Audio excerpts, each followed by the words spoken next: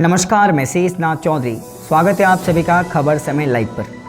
आज बात करते हैं बाढ़ के बारे में, क्योंकि हालात ही ऐसे हैं जिस पे चर्चा करना भी बहुत ज़रूरी है। आपको बता दें कि बाढ़ एक ऐसी आपदा है जिसे हर वर्ष सिर्फ करोड़ों रुपए का नुकसान ही नहीं होता, बल्कि हज़ारों घर तबाह भी हो जाते हैं। किसानों के लहलहाते खेत एवं मवेशियों की ज़िंदगी ध्वस्त हो जाती है और इसी के साथ इंसानी ज़िंदगियाँ भी साल भर में अनचाहे मौत के मुंह में चली जाती हैं। एक शोध से साबित हो चुका है कि पिछले 3 दशक में लगभग देश में 4 अरब से अधिक लोग बाढ़ के कारण प्रभावित हो चुके हैं। अक्सर देखने में आता है कि मानसून के आते ही नदियां उफनाने लगती हैं और देश के कई हिस्सों में तबाही का तांडव तबाही मचाने लगता है। इस वर्ष भी अभी तो मानसून का शुरुआती दौर ही है और अभी ही देश के कई हिस्से या कई राज्य कह लें बाढ़ की मार से बेहाल हो चुके हैं। प्रधानमंत्री मोदी ने रविवार को देश के अलग अलग राज्यों से लगभग 7 राज्यों के मुख्यमंत्रियों से कोरोना और बाढ़ दोनों पर चर्चा की। आपको बता दें कि पीएम ने बिहार, असम, आंध्र प्रदेश, तेलंगाना, तमिलनाडु, हिमाचल प्रदेश और उत्तराखंड के मुख्यमंत्रियों से बातचीत की। मानसून के मौसम में वार्षिक बाढ़ से जूझ रहे असम में 26 जिलों से प्रभावित लोग संख्या लगभग 28 लाख के पार है। यहाँ लगभग 1.18 लाख हेक्टेयर खेती योग्य जो ज़मीन थी वह जलमग्न हो चुकी है। राज्य में लगभग 649 या कह लें 650 शिविरों में लगभग 50,000 के आसपास शरणार्थी जो बाढ़ से प्रभावित है शरण लिए हुए हैं। यानी असम में बाढ़ ने भयानक रूप धारण कर लिया है। बात करते हैं बिहार की। बाढ़ की चपेट में बिहार भी है।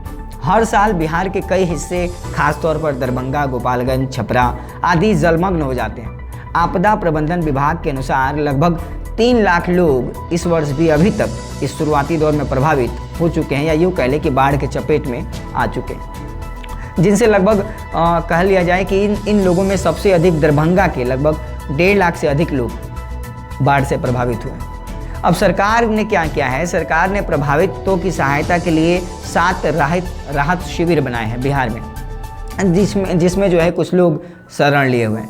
बात असम की हो या बिहार की, केवल बात असम या बिहार की नहीं है, केरल, तमिलनाडु के भी कई हिस्से बाढ़ की तबाही का शिकार हो चुके हैं।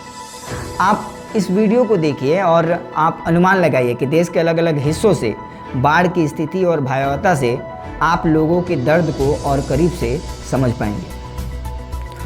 आप इन तस्वीरों से, वीडियो से समझ ही पा रहे होंगे कि लोग किस कदर बाढ़ के कारण प्रभावित हुए हैं। उफनाती नदियों ने लोगों के आम जनजीवन को एकदम से त्रस्त कर दिया है। लोग तबाही के मंजर में समा से गए हैं और उनका आम जनजीवन बहुत ज़्यादा प्रभावित हुआ है। ऐसे में आप ये अनुमान लगाइए कि अगर किसी व्यक्ति को इन इलाकों से जहां बाढ़ से ये प्रभावित हुए हैं वहां से अस्पताल जाना हो किसी कारण से, तो कितनी मुश्किलों का सामना करके इनको अस्पताल जाना पड़ेगा, या हो सकता है अस्पताल पहुंचने से पहले ही जिस अवस्था से वो गुजर रहे हों वो अवस्था उनकी जान ले ले। ऐसे में अगर इन इलाकों से कोई कोरोना संक्रमित निकला तो समझिए कितनी बड़ी मुश्किलों का सामना करना पड़ेगा। सरकार के लिए भी बेचैनी होगी और आम लोगों के लिए भी। आप देख पा रहे होंगे कि उफनाती नदियों के जो पानी है बाढ़ के कारण गाँव के अंदर घरों तक समा गया है, और जिन सड़कों का इस्तेमाल अब तक ये लोग अपने आम जनजीवन को व्यस्त रखने के लिए किया करते थे, वो सड़क भी नदियों के पानी के आगोश में समा सा गया है।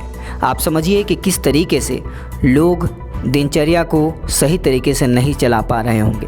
खाने पीने की असुविधा, बाज़ारों से सामान लाने की असुविधा और ख़ास तौर पे मेडिकल की असुविधा, एकदम से लाचार ये लोग कितनी मुश्किलों से अपने दिन को गुजार रहे हैं। आप देख पा रहे होंगे हमने जो ये वीडियो आपको दिखाया है या जो आप देख रहे हैं, दरअसल ये बिहार, असम और अन्य राज्यों की कहानियों को बयां करती है कि किस कदर सरकारी जो योजनाएं हैं उनकी उपेक्षा का शिकार ये लोग हो रहे हैं।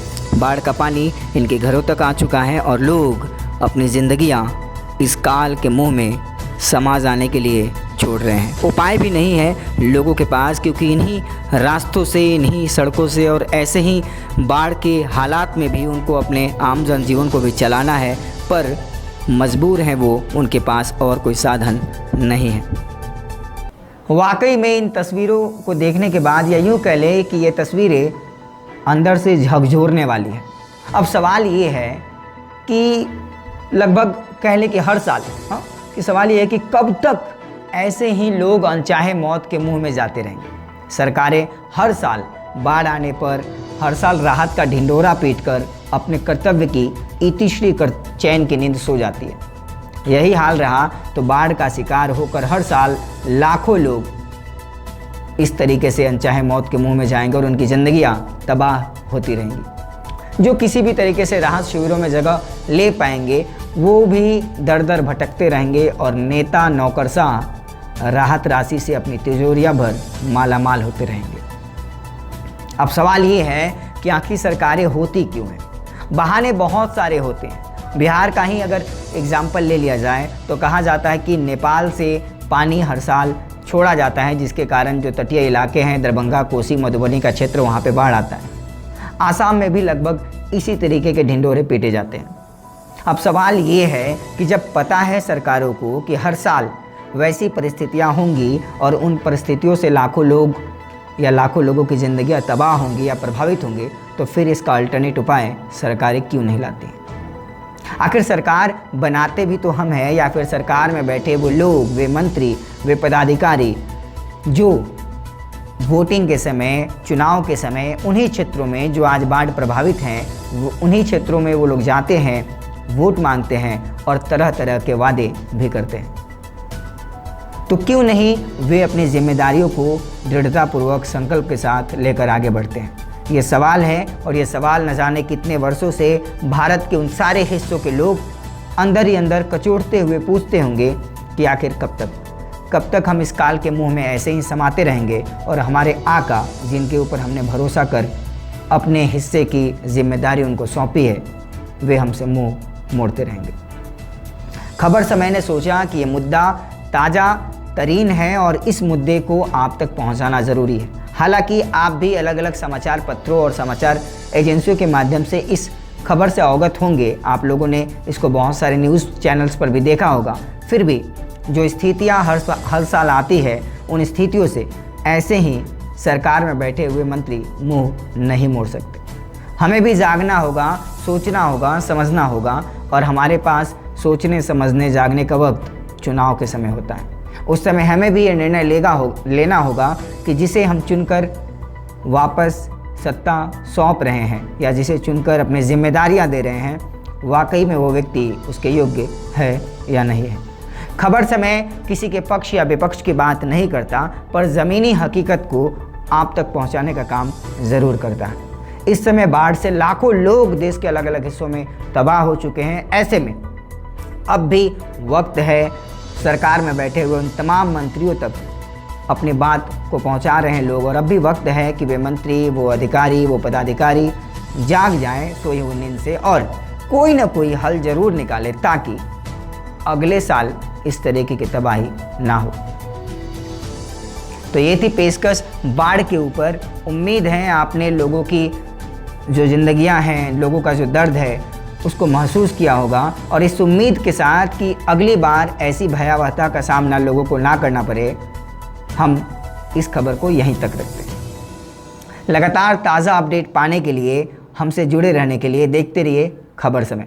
हर समय खबर समय।